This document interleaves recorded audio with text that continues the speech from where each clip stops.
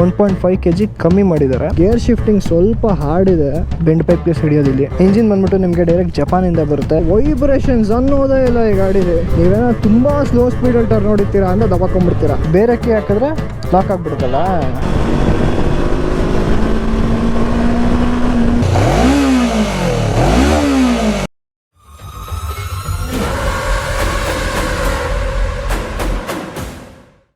ನಮಸ್ಕಾರ ಎಲ್ರಿಗೂ, ಇನ್ನೊಂದು ಹೊಸ ವಿಡಿಯೋಗೆ ಸುಸ್ವಾಗತ. ಇವತ್ತು ನಮ್ಮ ಮುಂದೆ ಇದೆ ಹೋಂಡಾ NX500.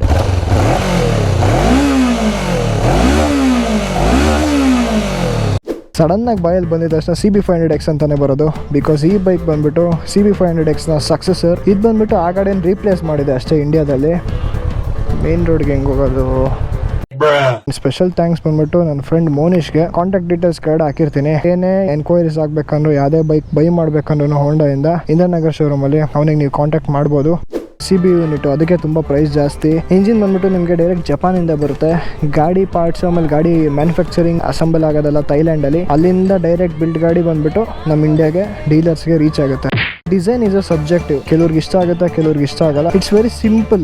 ಲೈಟು ಅಷ್ಟೇ, ಡಿಸೈನ್ ಎಲ್ಲ ತುಂಬಾ ಸಿಂಪಲ್ ಆಗಿ ಮಾಡಿದ್ದಾರೆ. ಫ್ರಂಟ್ ಅಲ್ಲಿ ನಿಮಗೆ ರನ್ನಿಂಗ್ ಇಂಡಿಕೇಟರ್ ಬರುತ್ತೆ, DRL ತರ ವರ್ಕ್ ಆಗುತ್ತೆ. ಅದು ರಿಯರ್ ಅಲ್ಲಿ ಆನ್ ಇರಲ್ಲ, ಬರೀ ಫ್ರಂಟ್ ಅಲ್ಲಿ ಅಷ್ಟೇ ಆನ್ ಇರುತ್ತೆ. CB200X ಕೂಡ ಇದೆ ಇದರಲ್ಲಿ. ಅದನ್ನ ರಿಪ್ಲೇಸ್ ಮಾಡಕ್ಕೆ ನೆಕ್ಸ್ಟ್ 200 ಕೂಡ ಬಿಟ್ಟಿದ್ದಾರೆ, ಚಿಕ್ಕ ವರ್ಷನ್.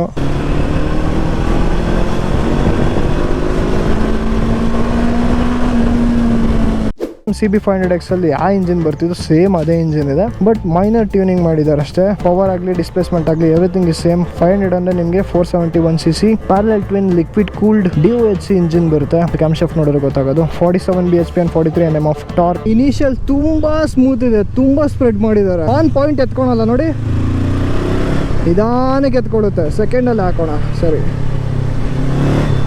ಸಡನ್ ಆಗಿ ಎತ್ಕೊಳಲ್ಲ.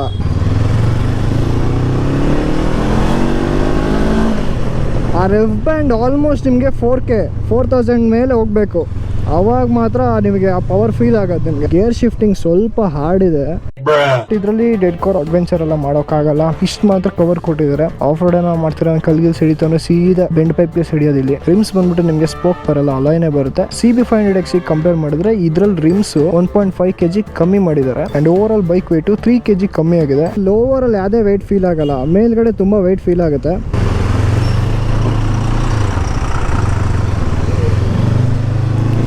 ಈಸಿಯಾಗಿ ಫಿಟ್ ಮಾಡ್ಬೋದು.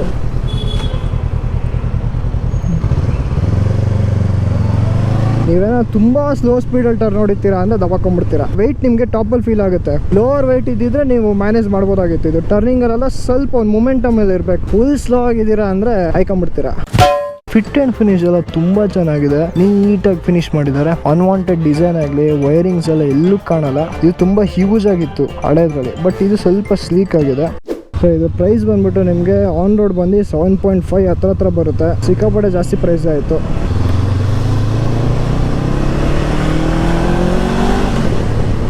ಓ, ಸೌಂಡ್ ಏನು ಬ್ಯೂಟಿಫುಲ್ ಆಗಿದೆ ಗುರು.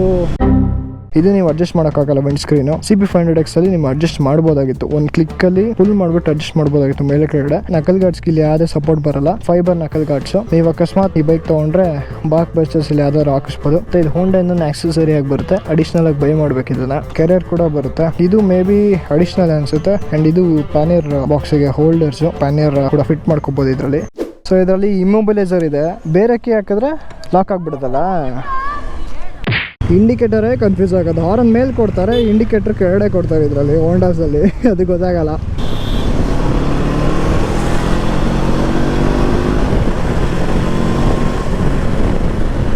ಬ್ರೇಕ್ಸ್ ಮಾತ್ರ ತುಂಬಾ ಚೆನ್ನಾಗಿದೆ. ಫ್ರಂಟ್ ಅಲ್ಲಿ ನಿಮಗೆ ಡ್ಯುಯಲ್ ಡಿಸ್ಕ್ ಬರುತ್ತೆ ವಿತ್ ನಿಸಿನ್ ಕ್ಯಾಲಿಪರ್ಸ್. ರಿಯರ್ ಅಲ್ಲಿ ಬಂದ್ಬಿಟ್ಟು ಸಿಂಗಲ್ ಡಿಸ್ಕ್ ಬರುತ್ತೆ. ಡ್ಯುಯಲ್ ಚಾನಲ್ ABS ಬರುತ್ತೆ. ABS ನ ಆಫ್ ಮಾಡೋಕ್ಕಾಗಲ್ಲ. ಇನ್ಸ್ಟ್ರೂಮೆಂಟ್ ಕ್ಲಸ್ಟರ್ ಬಂದು ನಿಮಗೆ CB500X ಅಲ್ಲಿ ನೆಗೆಟಿವ್ ಇನ್ಸ್ಟ್ರೂಮೆಂಟ್ ಕ್ಲಸ್ಟರ್ ಇತ್ತು, ಬಟ್ ಇದರಲ್ಲಿ ನಿಮಗೆ TFT ಕೊಟ್ಟಿದ್ದಾರೆ, ಕಲರ್ TFT. ಬಟ್ ತುಂಬಾ ಚಿಕ್ಕದಾಯ್ತು ಸ್ಕ್ರೀನು. ಅಂಡ್ ಕಂಟ್ರೋಲರ್ಸ್ ಇಲ್ಲಿದೆ ನೋಡಿ. ಅಂಡ್ ಟ್ರಾಕ್ಷನ್ ಕಂಟ್ರೋಲ್ ಒಂದು ಕ್ಲಿಕ್ ಅಲ್ಲಿ ನೀವು ಆಫ್ ಮಾಡ್ಕೋಬಹುದು, ಆನ್ ಮಾಡ್ಕೋಬಹುದು. ಇಲ್ಲಿ ಸರ್ವಿಸ್ ಟೈಮ್ ತೋರಿಸ್ತದೆ, ಸ್ಪೀಡ್ ತೋರಿಸುತ್ತೆ, RPM ಮೀಟರ್ ಇಲ್ಲಿದೆ. ಅಂಡ್ ಗೇರ್ ಇಂಡಿಕೇಟರ್ ಬರುತ್ತೆ, fuel indicator, kilometre per litre, time ತೋರಿಸುತ್ತೆ ಇಲ್ಲಿ. Trip A, trip B, average speed ಎಲ್ಲ ರೆಕಾರ್ಡ್ ಆಗುತ್ತೆ ಇದರಲ್ಲಿ. ಬಟ್ ಈ ಪವರ್ ಈ ಪ್ರೈಸ್ ಅಂತ ನೋಡಿದ್ರೆ ಈ ಬೈಕ್ಗೆ ನೀವು KTM ಅಡ್ವೆಂಚರ್ 390 ನೋಡ್ಬೋದು. ಅದ್ರಲ್ಲಿ ನಿಮಗೆ 46 BHP ಬರುತ್ತೆ, 39 Nm ಟಾರ್ಕ್ ಬರುತ್ತೆ. ಈ ಗಾಡಿ ಕಂಪೇರ್ ಮಾಡೋಕ್ಕಾಗಲ್ಲ ಫೀಚರ್ ವೈಸ್. ಅದ್ರಲ್ಲಿ ಅಷ್ಟೊಂದು ಫೀಚರ್ ಕೊಟ್ಬಿಟ್ಟಿದ್ದಾರೆ.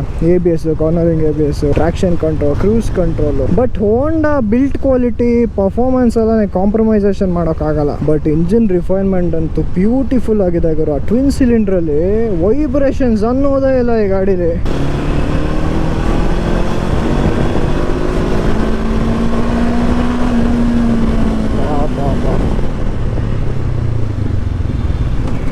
ಸೌಂಡಿಂಗ್ ಇದೆಯಲ್ಲ, ರಂಬಲ್ ಸೌಂಡು ಹೂ ಅಂತ ಸಾಕಾಗಿದೆ ಸೌಂಡು. ಇದಕ್ಕೆ ಸ್ಟೇಟ್ ಕಾಂಪಿಟೇಷನ್ ಅಂತ ಬಂದರೆ ADV 390 ಬರಲ್ಲ, ಬಟ್ TRK 502 ಬರುತ್ತೆ. ಸೀಟ್ ಹೈಟ್ ಬಂದು ನಿಮಗೆ 830 mm ಬರುತ್ತೆ. 12V ಚಾರ್ಜಿಂಗ್ ಸಾಕೆಟ್ ಬರುತ್ತೆ. ಫ್ರಂಟ್ ಅಲ್ಲಿ ನಿಮಗೆ USG ಶೋವಾ ಸಸ್ಪೆನ್ಷನ್ ಬರುತ್ತೆ. CB500XL ಬಂದ್ಬಿಟ್ಟು ಟೆಲಿಸ್ಕೋಪಿಕ್ ಬರ್ತಿತ್ತು. ರಿಯರ್ ಅಲ್ಲೂ ಬಂದ್ಬಿಟ್ಟು ಶೋವಾ ಮೋನೋ ಶಾಕ್ ಬರುತ್ತೆ. ಅಡ್ಜಸ್ಟ್ ಮಾಡ್ಕೋಬಹುದು, ಪ್ರೀಲೋಡ್ ಡ್ಯಾಂಪಿಂಗ್ ಎಲ್ಲ. ಸಸ್ಪೆನ್ಷನ್ ಮಾಡರೇಟ್ ಆಗಿದೆ, ತುಂಬಾ ಹಾರ್ಡು ಇಲ್ಲ, ತುಂಬಾ ಸಾಫ್ಟು ಇಲ್ಲ. 270 ಡಿಗ್ರಿ ಕ್ರ್ಯಾಂಕ್ ಇಲ್ಲ ನನ್ನ ಪ್ರಕಾರ ಇಂಜಿನ್ ಇದ್ರದ್ದು. 0 or 180 ಡಿಗ್ರಿನಲ್ಲಿದೆ. ಬಿಕಾಸ್ 270 ಡಿಗ್ರಿ ಕ್ರ್ಯಾಂಕ್ ಆಗಿದ್ರೆ ನಿಮಗೆ ಪವರಲ್ಲೂ ಗೊತ್ತಾಗ್ಬಿಡೋದು. ಟಾರ್ಕ್ ಪಾಯಿಂಟ್ಸ್ ಆಮೇಲೆ BHP ಪಾಯಿಂಟ್ಸ್ ಎಲ್ಲ ಇರುತ್ತಲ್ಲ, 270 ಡಿಗ್ರಿ ಕ್ರ್ಯಾಂಕಲ್ಲಿ ಪ್ರೊಡ್ಯೂಸ್ ಆಗೋ ಫಾರ್ಮು ನಿಮಗೆ ಗೊತ್ತಾಗ್ಬಿಡೋದು ನೀಟಾಗಿ. ಬಟ್ ಇದು ಆ ಥರ ಇಲ್ಲ. ಬಟ್ ರಿಫೈನ್ಮೆಂಟ್ ತುಂಬ ಚೆನ್ನಾಗಿದೆ. ನಿಮ್ಗೊಂದು ಇನಿಷಿಯಲ್ ಬಿಗಿನರ್ ಬೈಕ್ ಬೇಕು, ಒಂದು tourer beginner bike. But amount ನನ್ನ ಹತ್ರ ಸ್ವಲ್ಪ ಜಾಸ್ತಿನೇ ಇದೆ. ರಿಫೈನ್ಮೆಂಟ್ ಕ್ವಾಲಿಟಿ ಹೋಂಡಾ ಬೇಕು ಅಂದರೆ ನೀವು ಈ ಗಾಡಿನ ಈಸಿಯಾಗಿ ತೊಗೋಬೋದು.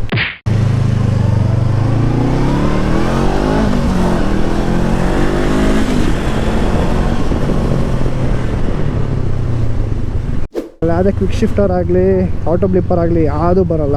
ನನ್ನ ಕಾಲ್ಗೆ ರೇಡಿಯೇಟ್ರಿಂದನೂ ಯಾವ ಹೀಟ್ ಹೊಡಿತಿಲ್ಲ. ಇಲ್ಲಿ ಮೈನರ್ ಆಗಿ ನಿಮಗೆ ಫೀಲ್ ಆಗುತ್ತೆ, ಕೈ ಇಟ್ಟಾಗ ಅಷ್ಟೇ ಫೀಲ್ ಆಗುತ್ತೆ. ಕಾಲ್ಗೆ ನನಗಷ್ಟು ಗೊತ್ತಾಗ್ತಿಲ್ಲ ಸಿಟಿ ಒಳಗಡೆ ಓಡಿಸಿದ್ರು. Wow my god, it's a BMW 7 series ಅಲ್ವಾ ಇದು? ಎಸ್. ವಿಂಡ್ ಸ್ಕ್ರೀನ್ ನನ್ನ ಹೈಟ್ಗೆ ವಿಂಡ್ ಬ್ಲಾಸ್ಟ್ ಹೊಡಿತಿಲ್ಲ, ತುಂಬ ಕಮ್ಮಿ. ಅದು ಆಲ್ಮೋಸ್ಟ್ ಹೆಲ್ಮೆಟ್ ಮೇಲೆ ಹೋಗ್ತಿದೆ. ಬಟ್ ನನಗಿಂತ ಹೈಟ್ ಇರೋರು, ನಾನು 5'9" ಇದ್ದೀನಿ, ನನಗಿಂತ ಹೈಟ್ ಇರೋರು ಆದರೆ ಸ್ವಲ್ಪ ಹೆಲ್ಮೆಟ್ ಈ ಹೈ ಲೆವೆಲ್ಗೆ ಹೊಡಿಬೋದು. ಹೈವೇಲಿ ಒಂದ್ಸರಿ ಚೆಕ್ ಮಾಡಬೇಕು, ಸಿಟಿಲೆಲ್ಲ ಅಷ್ಟು ಗೊತ್ತಾಗಲ್ಲ.